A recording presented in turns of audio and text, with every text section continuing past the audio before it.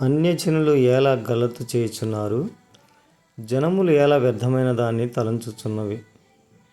మనం వారి కట్లు తెంచుదము రండి, వారి పాశములను మన యుద్ధ నుండి పారవేయుదము రండి అని చెప్పుకొనుచు భూరాజులు యెహోవాకును ఆయన అభిషిక్తునికును విరోధముగా నిలబడుచున్నారు. ఏలికలు ఏకీభవించి ఆలోచన చేయుచున్నారు. ఆకాశమందు ఆసీనుడగు వాడు నవ్వుచున్నాడు.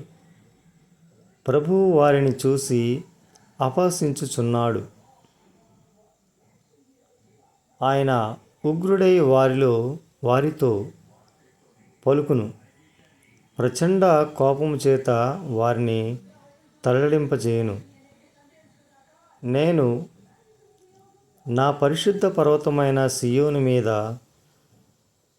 నా రాజును ఆసీనుడిగా చేసియున్నాను.